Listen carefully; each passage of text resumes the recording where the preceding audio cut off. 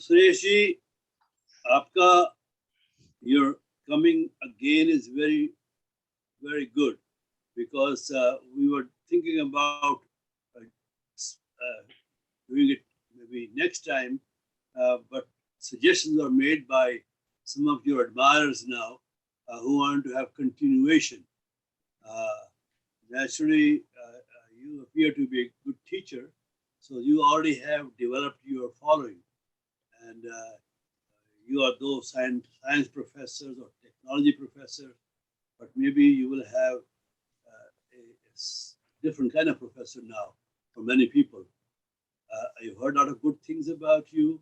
I was not surprised, but I was very happy that we could give them the chance to hear a person uh, who has developed skills in all aspects.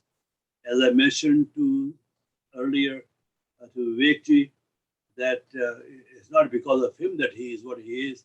It is because of his grandson, who is Pandit, he calls him, right? I mean, that's introducing his grandson. He is a good man, and he has been doing some. He's a small, he is a very small kid, maybe 8 9 years old, but he is doing wonderful things. So therefore, not saying too many things. So I do not think we will be immediately going to a third stage. So let us try to finish today. It will be great, and then we will see later on that when you come up with another poem, something else, we will recall you again. In the meantime, you please keep on coming and be with us, and not only listening to us, but even educating us also. Thank you very much. Go ahead. Thank you, Agnihotriji, for introducing me again to the audience. And it's so nice of hearing you and again, good things about me. I may not be as good as you have spoken about me, but let me directly go to the slides without, give me a second. Oh, what happened? I'm trying to share the slides. So all participants, I think so, right? Sound is not right. Vivek, do you see this slide? Vivek, sound. Sound, I have kept it at the fullest level. I can see things. I can see your slides. Okay. And let me go to, so take away these floaters first so that controls are gone. And take away the pictures also somehow if I can. Okay, so is it better now? The slides? I mean, this is the best I can get from my So computer. this is wonderful. Okay, great. So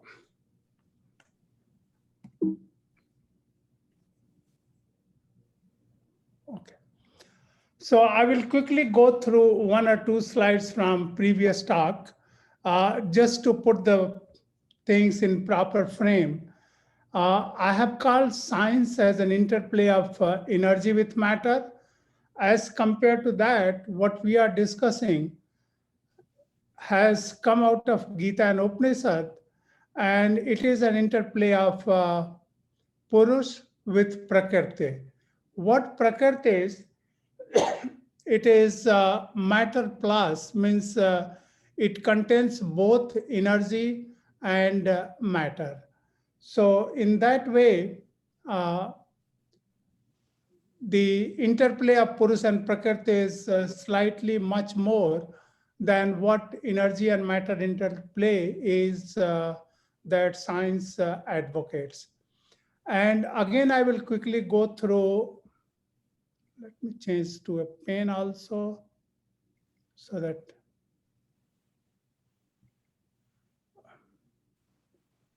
So I have talked about B-centric and P-centric model because this is quite easy to follow. And B-centric is, both these models are described in Gita. So in B-centric, what happens is God does everything and takes help from Prakriti. And in P-centric, again, God does, but God is doing as a supervisor and Prakriti is playing the main role. So who is playing the main role, that defines basically B-centric and P-centric. And these two models are there both in Vedanta. Gita advocates these two models, but if I have to define correctly, then B-centric is Vedanta philosophy and P-centric is Sankhya Yoga. So keep in mind whenever I'm talking about B-centric and P-centric, and also the difference between Purush Prakriti and interplay of energy and matter in science. So another slide is this one here. You see this upside down triangle, and so apex at the top is normally used to represent the Purush, and apex in the down or in the bottom is normally used to represent Prakriti. And if you see the top part of this triangle, that is what we see in Shiva temples. That is Shivlingam with Shakti or with Yoni. So this Prakriti and Purush interplay is not only used in spiritual text, but also in temples. And also, some people might be familiar with Sri Yantra, which is nothing but an intersection of 4 Purush triangles with 5 Prakriti triangles, and that represents the entire cosmos. So whatever we are discussing, are basically whatever spirituality is proposed in Upanishads or in Gita, it is in every walk of life. It is not only related to the text only, but also in temples, also like yantras, going to individual houses. So I will be using these 2 triangles. So whenever you see this triangle with apex at the top, it is representing Purush, and the triangle with apex at the down is representing Prakriti. So another is going to slide 14 where I stopped. So here we have 3 things, Brahma, Purush, Prakriti. Purush is also commonly called as Jiva. So I'm using Purush, but sometimes I may go ahead and use Jiva also. But coming back to the definition of Brahma, Brahma is defined in 2 ways. One is in a negation way, and it is basically Nasti. Nasti means Brahma is this, no. Brahma is that, no. Brahma is that, no. So in that way, they try to define Brahma. That is one way. Another way of defining Brahma is what we normally say, Purnamada, Purnamidam, Purnat, Purnam Udachyate, means defining from the totality. If I use the current scientific language, means the set theory, then I can say that Brahma is defined as a null set, or Brahma is defined as universal set. So for me, that definition seems easy to grasp because I come from mathematical background. So that is another way to look at Brahma, either a null set or a universal set. Null set is normally used by Buddhist philosophies, while universal set is what we find in Vedanta, Gita, or in Hindu philosophies. What is Purus or Jiv? Jiv is a part of Brahma. And again, Jiv is defined by negation. It is not 5 seats. So let me go back to this diagram here. So what is Jiv? Jiv is not 5 seats. It is not Annamaya, it is not vital, it is not mind, it is not intellect, it is not bliss. So Jiv is defined in this way. Jiv is also defined, it is not a gross body, it is not a subtle body, it is not a causal body, again by negation. So these are the 2 ways to define the Jiv. No, there are 2 more ways to define Jiv. And another way is defined that Purus or Jiv is the witness of what is happening in the conscious mind. So what is happening in Prakriti, it is the witness of that. And another way to define Purus is it is the nature of Sat Chit Anand. I'm not going to go into detail, although I have drawn this diagram here, but there are many things to follow up. So I will just leave it like this. So Purus is also defined in different ways. And coming back to Prakriti, let me define it here, although we will come back and redefine it. Prakriti is defined having 2 states or having 3 gunas. So we will come back and elaborate these 2 things when we will define Prakriti. So I will be using one concept from mathematics. When I say Brahm is Purnamada Purnamidam, it is infinite, it is universal set, and Purus is a part of that. So mathematically, I can say that infinity is equal to infinity plus infinity, and I can go up to infinity. So the first infinity is Brahm, and then subsequent infinities are representing Jiva or Purus. So we can say that there are infinite numbers of Purus that is coming out of Brahma, and the best way to put it into sun and its rays. So there are infinite rays that are coming out of the sun. And I have used this concept in different ways. The definition is done. I think I can move on to the next slide. So based on that, I can say that these are different models. Whatever I have shown here in red, it is B-centric, means it is Brahm-centric.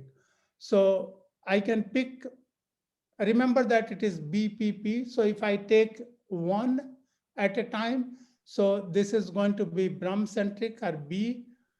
If I take P, then it is going to be Prakriti.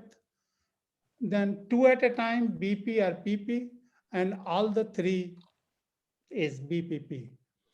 So the first B is basically Advait. And Shankaracharya says that Brahm Satyam Jagat Mithya, means whatever is coming or following out of that is just Mithya, means I can put it in a different way. We go to picture hall, we watch the movie, and after 3 hours, the movie is over. In another show, the movie, same movie plays, and that's what you can consider that the entire cosmos is playing like some movie or on some stage or some theater after a certain repeated cycle. And that's what Shankaracharya says in the Advaita philosophy.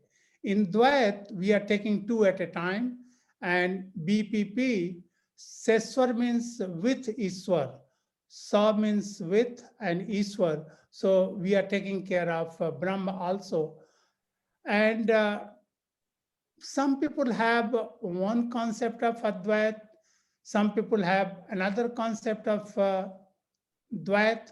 So what I have tried to do is I'm using one sum, two sum, and three sum, because once I say Advait and Dvait or Trayat, then it generates certain feeling or certain mindset with these terms. So it is better to have a different approach, because my thinking is the truth is one, it is elaborated in different ways by different people. Now, once I take P only, then this is what science or Buddhism follows. But the only difference is, in case of Buddhism, there is no soul, but they follow the karma principle. Now, here I have to be careful when I say that there is no soul in Buddhism, because Buddhism is further divided into two groups, and that will appear in another slide. The basic difference between Sankhya and Vedant philosophy is, in case of Sankhya, Prakriti is one and Purus, they are many. In case of Vedanta, Prakriti and Purus both are many. As far as Gita is concerned, it talks about both Sankhya and Vedanta. And remember, what is Vedanta? It is nothing but the knowledge given by Upanishads. So I will say Upanishads and Sankhya, and the basic or fundamental difference is one-to-many concept, which most people miss when they describe Sankhya and Vedanta. Now, these are various other terms: Brahm, Purus, Prakrit, Akshar, Adhyatma, Char, Paramatma, and all these terms are given in Gita in different chapters. But we are going to stick to some restricted terms like Brahm, Prakrit, or Jiv, and Brahm, Purus, or Jiv, and Prakrit. So we will restrict ourselves to certain terms. Now, in this slide, I'm trying to differentiate various Advait philosophies or various Dvait philosophies. And that's what I meant, that people have come out with slight variations and different followings. So first one is a theistic model that was proposed first by Charvak, which is mainly materialism or what science proposes. And they say that it is just body and mind, are just like matter and energy and matter. In our terminology, it is Prakriti only. As far as the Buddhism is concerned, it also talks about body and mind, but it has one additional thing, that is karma principle, that is cause and effect principle. Further down the road, Buddhism divided into two groups, Orthodox and liberal, that is Hinayan and Mahayana. Hinayan is more in the original form, but Mahayana, I don't know who affected Hinduism, affected Mahayana, or Mahayana affected Hinduism, or Sankhya Yoga affected Mahayana. So I'm not clear about the historical development, but Mahayana is around two concepts. Sunyabad, that's what I said. Brahm is considered as zero. And another is Yogachar, or Vaigyanik or Vigyanik term they use, but Yogachar is more popular. And in that case, they consider Tathat, means the-ness, for Jiva or Brahm, which is the same property as infinity. So, and the Awakening of Faith is, I mentioned about that book. If you have not seen that, it is a good book that combines both Sunyabad and Yogachar, the way Gita does for various theologies in Hinduism. Now, coming back to various theistic models, like Sankhya and Vedanta, means I'm looking at P, PP, or BP. So PP is basically the Sankhya Yoga. And as I mentioned, Prakriti is one, and Purus, there are anek, there are many. In case of Vedanta, as proposed by Shankaracharya, it is the first one where Brahma is the Atma Tattva and rest is Maya. That's what I have shown here. So there is no scope for first P, Jiva, or there is no scope for another P, that is Prakriti. Everything is Maya. Now, one variation is Visisht Advait coming out of B, where Atma Tattva is same as Brahma. Atma Tattva means Jiva is same as Brahma. But in this case, Brahma is not Nirakar, it is Sakar, and Vishnu is considered to be the Brahma. Suddha Advait, again, Atma Tattva is same as Brahma, that is Jiva is same as Brahma, but it is not Nirakar, it is Sakar, and Krishna is supposed to be the Sakar Brahma. Coming to the three variants of BP, that is Dvait, Atma Tattva in the first case is not same as Brahma, and both have independent status. And Prakriti is the one that is used to generate or create the individual or entire sansar or universe. Dvait Advait, Atma Tattva is not, means Jiva is not as Brahma, but in this case, it is not independent, but it is dependent on Brahma. Now, coming back to Achintya Veda Ved, first the Bhed part means the difference part, where Purus is dependent on Prakriti. I think, I'm sorry.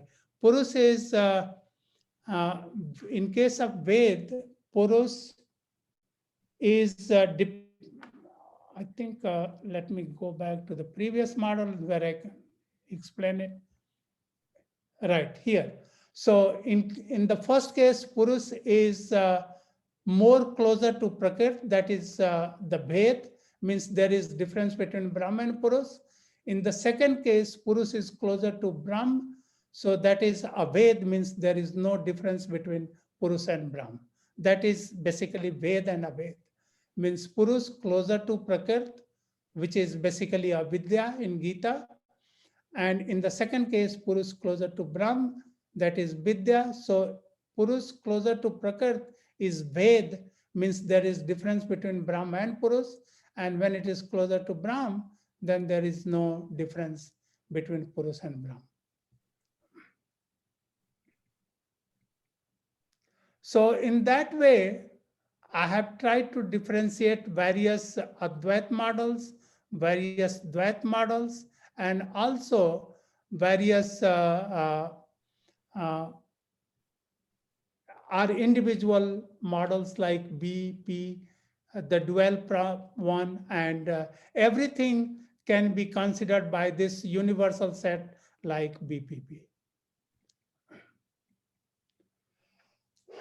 Now let's go and try to describe the first important model, that is Kapil's Sankhya Yoga. Sankhya Yoga is such a popular model that I don't know the history behind Sankhya Yoga.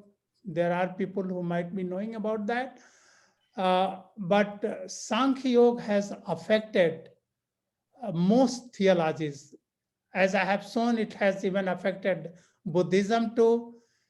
Krishna has accepted this in Gita, and he has devoted, especially chapter 14 is about Prakriti. Entire chapter is devoted on the nature of Prakriti.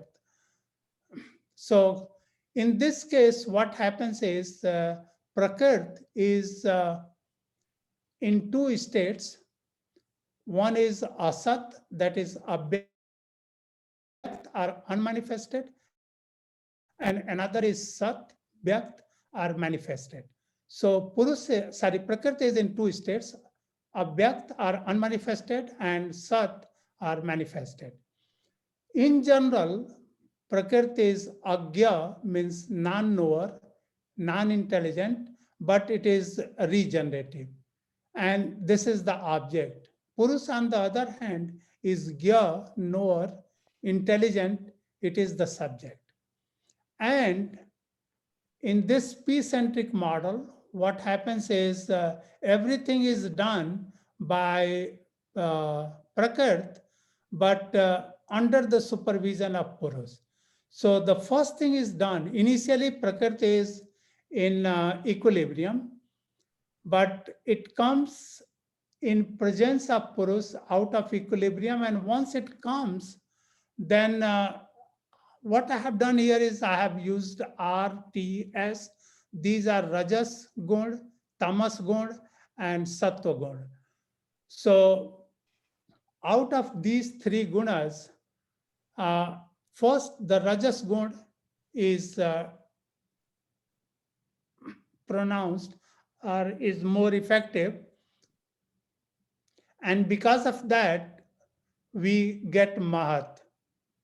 In universal or at cosmos level or at microcosm, this is known as Apa. Apa is another word for liquid. So due to proximity of Purus and Prakrit, Mahat is created because of the Rajas Gun, and then Prakrit becomes Vyakt or manifested. From there, the Tamas Gun creates Aham, and from Aham, the Tamas Gun creates Tanmatra. From Tanmatra, or the subtle, we get the grass elements. And on this side, both Sattva and Rajas creates Man, Sattva creates cognition, and Rajas creates action. And the number around them, I have given that there are 5 cognition or Gyanendriyas, 5 action indriyas, 5 Mahabhuta or grass elements, 5 subtle elements. So if I count all these numbers, it comes out to be 24. So some people try to keep Sankhya Yoga away from Purus, and they say that Sankhya Yoga is nothing but an interplay of 24 tattvas. But Sankhya Yoga with Purus, which is also part of Sakta Sadhana, Shiva, and Shakti, is basically 24 plus 1 contains 25 tattvas. And if I include Brahma, that is the Seswar part, then it becomes 1 plus 25, 26 elements. And all of them are there in literature in one form or the other. And as far as Gita is concerned, you can see that I have given the references from various verses. Gita calls Purus and Prakrit as Akshar, Jiv, Para, Gya, Dehi, Atma, Prakrit, Kshetragya, Kshetra, and so on and so forth. So even it goes ahead, and at cosmos level, it says Adidev for Brahma and Adibhut for Padarth. So now the next question is, what is Sattva, or what is Rajas, or what is Tamas? Gita devotes entire chapter 14 on these 3 gunas. And we call this chapter as Guntraya Vibhag. There are 3 gunas, and it devotes entire chapter.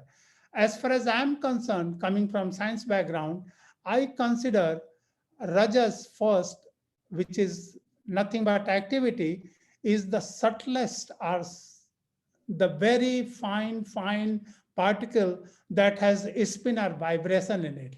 And that's why it is activity.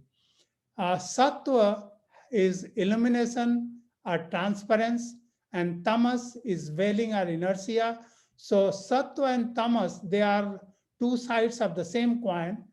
On the other hand, Rajas is activity. Coming to finest to finer level, I call them as sattva as proton. So when it comes to inest level, remember here that coming from mahat to inest level, so at this point it is finest level, and here we are at the finer level.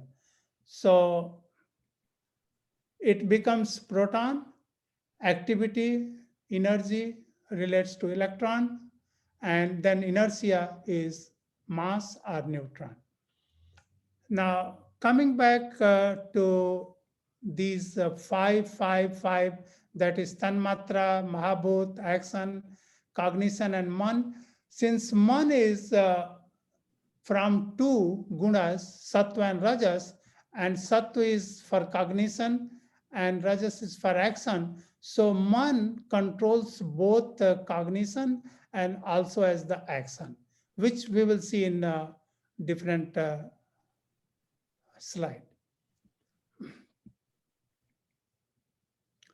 Now, this part here is basically trying to put the interconnection between various cognition indriyas, nose, tongue, eye, skin, and ear, action indriyas, tanmatras, smell, taste, form, touch, and sound, and specific, that is Mahabhut, earth, water, fire, air, and ether.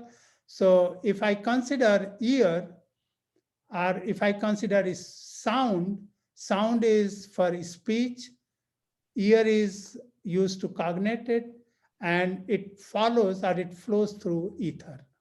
So in that way, there is interdependency. It seems separate, but they are dependent on each other. And in Vedas, they call it as affinity or some kind of bandhu relationship. There is one more thing. Those who have done something on chakras, there are 7 or 8 chakras depending on, this is incorrect here. It should be half n, but there are 7 or 8 chakras. Muladhara, Swadhisthana, Manipur is starting from, Muladhara is starting from the bottom of the vertebrate, and Sahasrara going all the way to the top of the head. So Chakra Pujan or this sadhana is another way, and these are the Bij months for the, and they are related to again these 5 Mahabhutas. And now you remember this diagram here. Now I'm going to discuss the Vedanta philosophy. So first I have considered the Sankhya philosophy. Now I'm considering the Vedanta philosophy. So Vedanta philosophy is also affected by Sankhya Yoga, but as I said earlier, it is B-centric. So consider this diagram in such a way that this cloud is nothing but the internet cloud. Atman is our basically router through which we are getting the internet connectivity. Or you can also consider this to be the electric grid, and through PowerPoint we are connecting our devices to the power grid. So in that way, this cloud here is representing Brahm, and there are infinite Atman. If you remember, I said that infinity is equal to infinity plus infinity till infinity. So there are infinite Atman, and we all are connected through this Atman with Brahm. And as soon as Atman knows that it is part of Brahm, it is Mukt. But for most of its cycle, it feels or it enjoys through Prakrit, and it is not Mukt. And excuse me.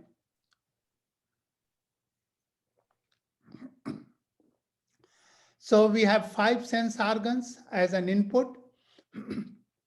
Now I'm considering a system theoretic approach. So these sense organs are working as an input: eyes, ear, nose, tongue, and skin. And you can see the variety of things, what we are inputting to our mind. Eyes, we are inputting visuals. Ear, we are inputting sound. Nose, we are inputting smell. Science has not figured out how to uh, change smell into some or use some transducer to change the smell. Skin, we are putting touch, and tongue, we are putting inside the taste. So all the information in space-time is changed into a spectral system, and then it is left to the antakaran, which is composed of mind, intellect, ego, and consciousness, to decipher it and take action on that. The output is basically 5 organs: mouth, hands, feet, excretion, and procreation organs. Prad, to me, works as a control. Since it is a system theoretic approach, I'm considering input, output, and there are some control inputs. The first prad is basically for respiration, which goes to chest, goes to everywhere else. Apan is for evacuation. So it is basically in the navel downwards. Saman is used for digestion. Bhyan is for the circulation. And some people say that Bhyan is also the part of that pran, which is in reserve. And it is used to save the life in the worst case. The important thing is Udan. Udan is for rejecting the things. As we throw up, we are using Udan. But the effect of Udan is felt at the time of death. And some people say that what goes away at the time of death is Udan, some I-ness from Antakaran with Atma. So the one that is left is Chiti and Jal. Chiti means the earth part, Jal means the water part. So that is the main part of the body. This respiration is not needed, evacuation is not needed after death, digestion is not needed after death. So some part from Bhyan or Udan is going away from body for the next life, and that goes in an ether. And the Atma is the Agni part, and that is part of that. So that's how things move from one place to other place. Now, I have considered the same model. Now I'm going to define this Antakaran more closely so that this information is useful for the next slide also. It is 5 input, 5 output, and Pran is used as control. What is mind? And Antakaran is made up of 4 things. Now, once I say 4 things, again, it is described in different ways in different text. Sankhya and Yoga consider only Man, Ahankar, and Buddhi, that is mind, ego, and Buddhi in that case is Chit.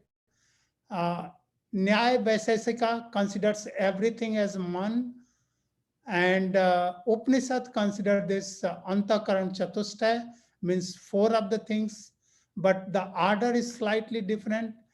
I think that this order is better to understand, and let me explain it how.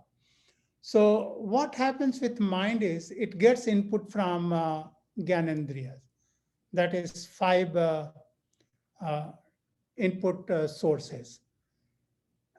And at this level, the data is completely in raw form as we get data from sensors. There is nothing attached. And if I talk in terms of internet principles, and those who are familiar with that, then it is just the first level, that is the physical layer in the internet, where the data is 0, 1, 0, 1, 0, 1. There is no interpretation. Now, following this arrow, intellect provides an interpretation. So it gives a meaning to the raw data. So we can say that this is computer, this is Vivek, this is Agnihotriji, and where that intellect is comparing with, it is using ego part or this decision device or thresholding device, and it is drawing information from storehouse. I'm using the word storehouse from Mahayana because I find this is easy to conceptualize instead of using conscience.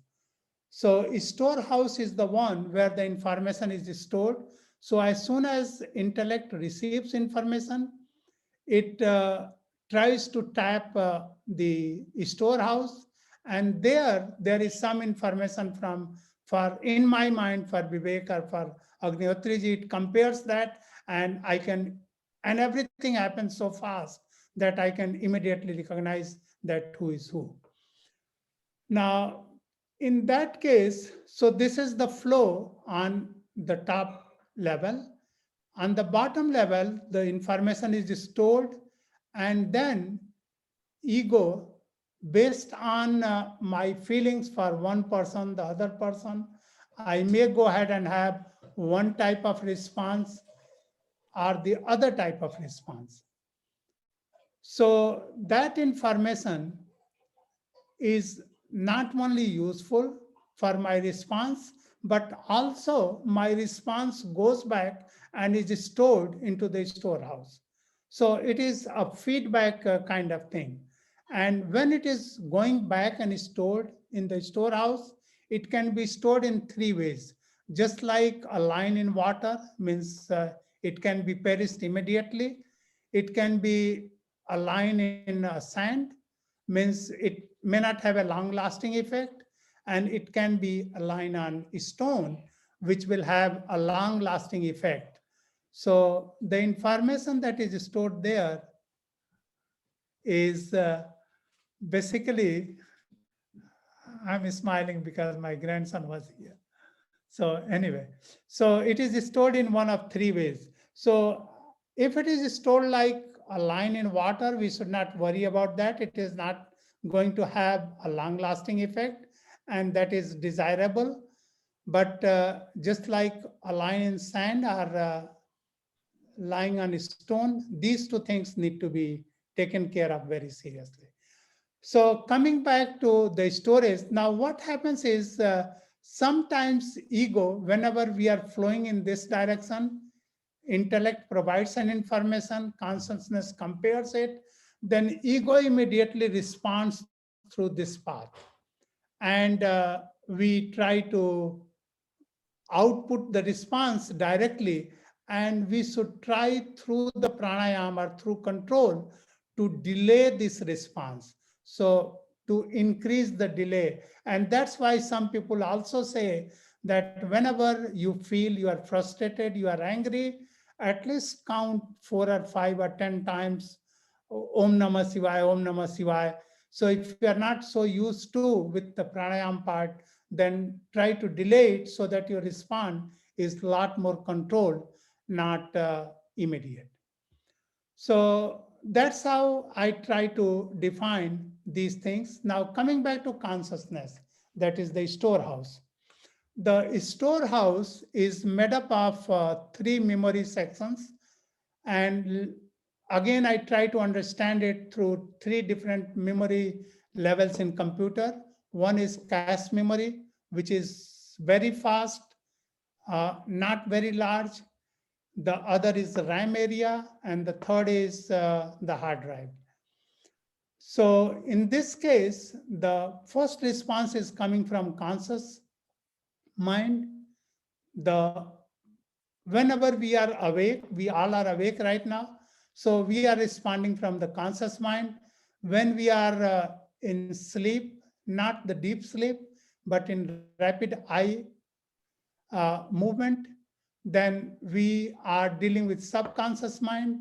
And when we are in deep sleep, we are dealing with the third level, that is the consciousness, conscious mind. And that's where again I differentiate from ego with I-ness. So I-ness, which is part of Swabhav, is somewhere here. And this ego is ahankar, that is basically destructive. So this I-ness is accumulation of everything. And this is basically kind of thresholding or decision-making unit. So again, if I have to spell out conscious, subconscious or unconscious, you can see that conscious is working when we are awake. It means 5 plus 5 plus 5, 15, 16, 17, 18, and the conscious 9. So Mandukya Upanishad says that Vaishvanar are, we are enjoying with 9 mouths. So we are enjoying everything with 9 mouths because all these faculties are active when we are awake. In subconscious or in the subtle, are in the rapid eye movement, we are enjoying. At that time, you can see that when we are in rapid eye movement, Gyanendriya and Karmendriya, these are there, but they are not active, they are virtual. So basically, we are enjoying with Pran 1, 6, 7, 8, and 9. So at that time, we are enjoying with 9 mouths. And what subtle are what virtual are Gyanendriya and Karmendriya. In unconscious or in deep sleep, the whole mind is gone, intellect is gone, but ego is still with us. So ego and this unconscious mind, so these two things are there. So we are trying to enjoy in deep sleep, and that is the most resting because the conscious is closer to equilibrium, and after deep sleep we really feel great. And in terms of bodies, we can say that gross body is active here, subtle body is active here, and causal body is active here. So this slide is quite intense. If you have any question, I can answer, but I have tried to capture most of the things in this slide. Sureshji, this is Yes, Vivek. go ahead. Many questions, but I'll start with one. Uh-huh. So as you are explaining, and it's really so much to absorb and grasp also, this man, buddhi, aham, chit, all these different things are working at a individual level, because that's what the explanation is, right? How I am thinking, how I am listening, how I am smelling, or all these are part of me. At the same time, they are also part of you. It means there is all this parameters, or all these things exist other than individual, means universal. So Right. how does this universal and individual works? Or individual is a subset of, or individual is a subset? Let's talk about individual because it is easy to visualize. Right. So when I'm talking at individual means me, Suresh Rai, then I have something stored for this slide in my storehouse, right? So I'm working with my speech, intellect, ego, and something is stored in the storehouse. When it is going to you, again, it is coming through Gyanendriya, but through ear, which you are listening, and you are processing the information through intellect, and also something is stored in the storehouse, and then trying to grasp the things. You know the difference between the two? Yes. And those who have a similar thing already stored in the storehouse, for them grasping is fast. And for other people where it is completely new, they can also have other types of experience with correlation. They can grasp the things faster.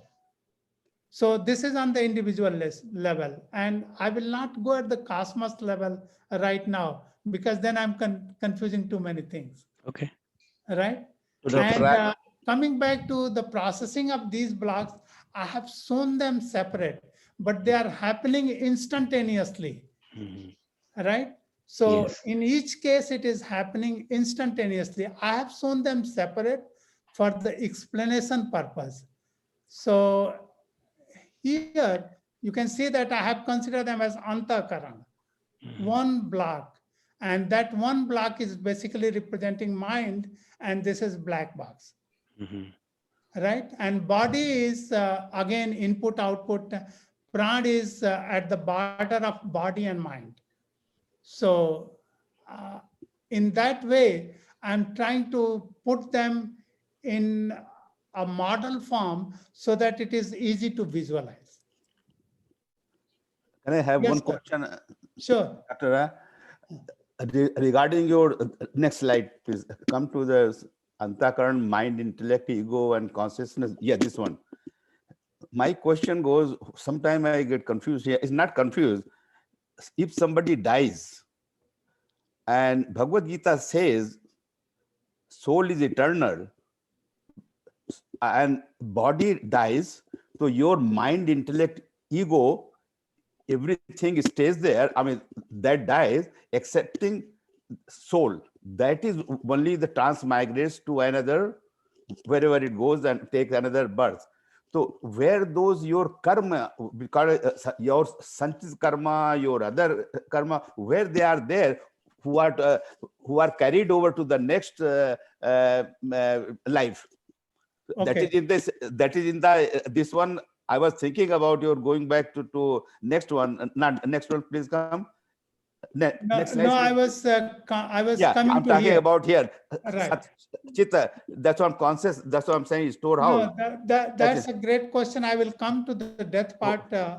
But before that, I will come back to this slide. You remember when I was explaining Udan. Udan, Yeah. Yes. right? Udan and Byan. Some people say it is the Udan that carries the information. Okay. Some people say that Byan is used whenever person is has gone through a serious accident and needs oxygen, then this is a reserve thing that is in the body that helps body to survive. That is another view. But most people say that Udan is the one that basically takes into an envelope, kind of envelope. So three things goes. There are five things: Chiti, Jal, Pavak, Gagan, Samir. So Chiti and Jal, these are the heavy things that the gross body that stays, right? Now, Pran and uh, again I'm lost. I'm sorry. Chiti, Jal, Pavak, Gagan, Samir. Samira. Yeah. So Gagan is Achha. basically the Space. enclosure through which it is going. And Pavak is a part of Atma. And within that, what carries is the air part. And that air part contains all the footprints or all the imprints that is enclosing Atma. So that is getting away. So that is one perspective. I don't know what is true, but that is one perspective that goes away at the time of death. Now, coming back to this slide here, uh, what is part or what is going to go with Udan, that is part of I-ness. And that I-ness is just like here. You remember I said that we should be worried about this type of line that we are forming in our storehouse. So we should avoid, I mean, a line in water is okay. It is very natural. If something happens, we are angry, but next moment we should forget about it. Yeah. Got it? And similarly, we should try to get rid of this one. But this is the one that we should worry about. And we should try to avoid this through pranayam. And there are I think in Buddhist philosophy, if I remember correctly, I will come back and tell you Yeah. what they actually do to overcome this one. They have some pranayam technique they try to do in Buddhist philosophy. So as soon as I remember, I will come back. In one of the slides I have written, I don't remember right now where I have written that. So right now, what I get it, you are talking about Udan. That is the one when the body dies. I mean, the Udan individual is the dies. one that goes That carries. beyond. That That carries. goes beyond, right? Yeah, that carries. Rest of them, they are gone. I think. The The rest of body. them we take care of here. Yeah, that's what I'm saying. That goes here. Only Right. the soul goes and Udan. That's what it's very important because there are a lot of theories that talk about different type of karmas, your action, what you do, And how karma whether. is basically what this line in the sand is. Okay. The line in the stone is. Okay. That is Thank what you. the karma is doing. Okay. Thank you. चलिए आगे बढ़े. So now let's come back to this. I think, Vivek, I will try to answer your question here. This is again, on this side here, I have drawn from, you can call it a Sankhya Yoga, you can call it also as Dvait philosophy. On this side, I have just talked about conscious, awake, subconscious, sleep, unconscious, deep sleep, in a reference to this storehouse. But as far as Mandukya Upanishad is concerned, you remember I also said that it is 5 plus 5 plus 5, that is 9 mouth. So Vaishnavar is enjoying the word with 9 mouth. So when we are awake, we are working like Vaishnavar, means we are not we, but Atman, our Purus is enjoying it. When we are in REM or sleep, then that number is decreasing, but still, if I count the virtual, that remains 19. In pragya, that is in deep sleep, ego is still there. So the whole idea is as soon as Atman or Jiv realizes that or gets away from ego, then it is same as Brahma. But that's what it has to realize. So in a way, body is really good, or Prakriti is really good. Prakriti is the only thing through which Atman or Jiv is connected to world, or it can get connected with Brahma. So it is basically for us to realize that this body, which we have gotten for some reason, has a specific purpose, and we should try to meet that specific purpose. Yes, we cannot meet it in one life, so we have to take a step in that direction. So this part here is basically coming from Mandukya Upanishad. Now coming back to Vivek, your question, which is chapter 8, and chapter 8 is basically talking about a Sagun Brahm. And then in that case, Purus Jiv is basically the Brahm, Hiranyagarbha, Prajapati, or Adidev. So he calls in that chapter as Adidev, and rest of the thing as Adibhut for microcosm. So I have tried to put these two things side by side just for the comparison purposes. And here is some more detailed explanation. I think it will make it, I can explain it quickly. Some of them I have already done it, but I would like to skip this. It basically says that what the senses are at that time, what the prana is at that time, what the mind is working, and this Turiya Avastha, that is the fourth stage, which we have not talked about, is the stage for basically Atman. So Atman is always in Turiya Avastha, that is ever wakeful state. So it is not sleeping, it is the body that goes into deep sleep. I think that this one is very important. You are talking Manduk Upanishad. That's what that talking about all stages of this one, conscious, subconscious. Turiya is the last one where nothing is there, everything is great. Everything is already gone. I think good to know that. It's a very interesting one. What's Right. going on? Thank you, Yoganindra. Okay. I think Yeah. before I go ahead, let me give answer to your question. I will find that slide easily. I have written it down somewhere in one of the slides.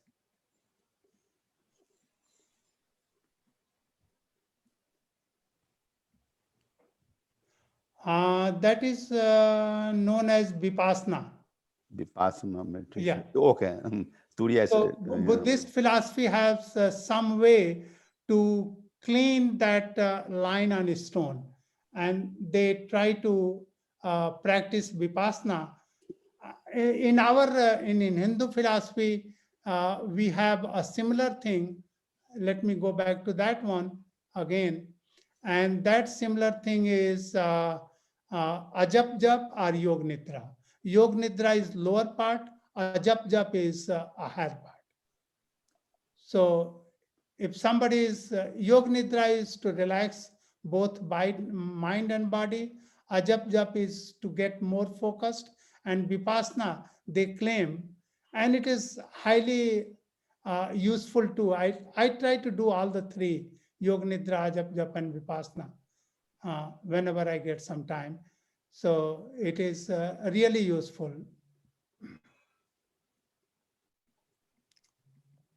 So many things. We can continue. You can continue. I think time is coming again. Oh, I'm sorry. No, that's okay. That's absolutely okay. I time. think it's a very interesting. Oh, At the same time, we must respect time. Yeah. And if anyone else has any question, maybe we can take one or two questions. This is Satya. I have one question on this astral bodies, like Paramahamsa Yogananda in his autobiography of a yogi. He talks about after his teacher has passed away, he came as astral body in basically in a physical form, and he held him. And what is this phenomenon he talks about, this astral body? And even this Sri M autobiography of Sri M, all these people have some Babaji as the guru and all that. And they talk about Babaji, who has been alive for 500 years. He appears anytime. I mean, this is not one unique person, one unique event. There are so many different events. This astral body, the coming in form, living in 500 years or 1,000 years. What is this about? How does all this can this be explained with what we know? Vivek, you have any answer to this? First of all, I don't want to say one way or the other about those people. As far as I'm concerned, Maharshi Raman and what is that?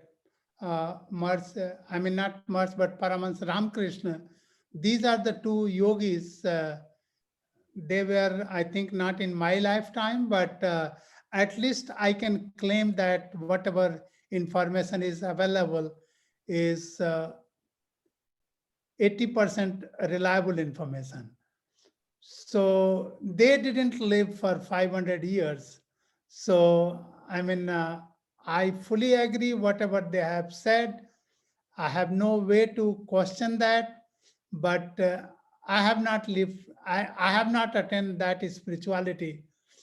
And as far as astral body is concerned, I have pulled out this slide to give you an idea where astral body fits into the overall set of equations. So gross body and astral body is same as the subtle body. And beyond that, we have the causal body. And all these things are basically part of Prakriti. We are not talking about Purush. So Vivek, if you want to add, I'm sorry, you can. No, that's okay. There are many things, but I think right now, let's just stick to what Sureshji is saying, and we can have that discussion at some other time about this long life, what we are talking, or how body can sustain or not sustain. What about her poems? Sir? Read What and poem, at least sir? speak one poem of yours. Sureshji, this is Dr. Purohit. Can you hear me? Yes, sir. Okay, I enjoyed your talk, but 75% went out of over my head. But I think 25% I could figure it out because my mother used to say a few things. So I still remember that. One thing I want to tell you that I'm a surgeon, and so many times it happened that the patient's heart stops completely. Yes, And sir. we resuscitate them, we thought it's gone, and we keep on putting the chemicals and things like that. After half an hour, a patient comes back because it was a straight line, but he started coming back. Bradycardia is so hard that can give some more medicine, become more hard. So in that way, that after half an hour, he's back again to normal. What happened in that half an hour? Where is his soul? Where is his mind? Or what happened to that? Is that the reserve part which you're talking about? That is the thing which is he's living with that? No, I mean, what people say that Bhyan, you remember there are 5 pranas? Right. Bhyan is the reserve energy. Yes. You see, anything in body, whether it is body or mind, Right. is very fault tolerant. I mean, body itself is fault tolerant, mind itself is fault tolerant. The only thing is we abuse it knowingly, unknowingly to the point where it reaches to point of no return. Right. And then it starts giving up. Right. It's just like that. People have a lot of medical problems. They go faster than the person who does not have less problem. I think that's what you're talking about. No, I'm Because they talking use about the that, body. They use the that- body too much. no, body, mind will go after certain time. Everything that Okay. has come is Right. going to go. That's period. I mean, there is no controversy. But at the same time, we should live a healthy life. Right. And that healthy life comes from discipline and following certain rules Right. in Right. a disciplined manner. I got it. So that is the fundamental law. Absolutely. That's what we preach. Dr. Purohit, something is coming in my mind, if you allow, if I say, Sure, from the sure. situation what you were discussing. Right. There has been like documented, there is something called out of body experience, Right. where you are feel like the person is felt like dead person, and Right. it comes back, body revives. And there are a whole tantric traditions or occultism where people practice this as well. Right. But coming back to your experience or with the patients, it may be possible, again, I'm just saying what I feel right now, that the body of the shocks, what the body is getting, based on the shock, it just leaves the body. And after a while, it finds a way to come back in. That's just one something was coming in my mind. So I thought just. Yeah, definitely. Yeah, I think And- what the patients say that Dr. Saab ne apne bacha liya. And I said, no, it is the God who took care of that part, not me. I was the And again- messenger of the God. again, Purohitji, I can tell you, narrate, I think this is the right time to narrate my experience. When my wife passed away, I mean, for some time, she was gone completely. And then they were trying to do everything to bring her alive. And when she came back after a couple of 1 or 2 minutes, she said that I was listening to my doctor, I was listening to nurses, and I was knowing what is happening. She even described what they were doing here with her body to revive her. Right, right. So it means there was some observer, and that observer was fully aware of the surrounding. The only thing is that observer was not equipped with 5 senses of sensory organs and 5 senses of action organs. But something it was knowing, and it is, as I said, it is intelligent, it is Gya. So it was knowing what is happening. And that's where in medical field also, I mean, again, I'm not in that area. People try to find out from these person who have just gone through near-death experience, what has happened in this period. Actually, I have one question for Dr. Purohit, if I may. Yes. In Vrihadaranyaka Upanishad, there is a one question was asked to Yajnavalkya that what is one thing which binds, which holds the body? And his answer was Vayu. Yes. What I have experienced going through the hospital with different reasons, it is the blood oxygen. That's what he is Right. talking about. Absolutely. So in that, so when in your experience, when person's heart is not working, what is his blood oxygen level? Well, his blood oxygen level goes way low, even up to 40s and in 30s. That means almost straight line. Blood comes out completely blue, unoxygenated, and things like that. What we are doing it, we are resuscitating him with different type of medication, and we are pumping his heart to get whatever he has. He can squeeze his blood and goes to the brain, because brain dies, then the patient completely, Right. if we survive, it become a vegetable. So we try to give the blood oxygen. These are the two things: water, blood, and oxygen. That's what we actually give. We are giving the IV fluid. We are giving enough oxygen and enough medications just to pump his heart. And sometimes, the heart rate goes too fast. We shock him to bring back to the normal. So what we are trying to do here, that same thing which I think you are talking about, we need oxygen is number one, because without oxygen, our body cannot survive. Then, of course, the water is next one, because we give saline water to get him going and circulating the blood, and also we shock him to make sure his heart rate comes back, because patient try to come out and then his heart rate goes too much by some medication, or his heart rate become irregular. So we shock him and become back to the normal.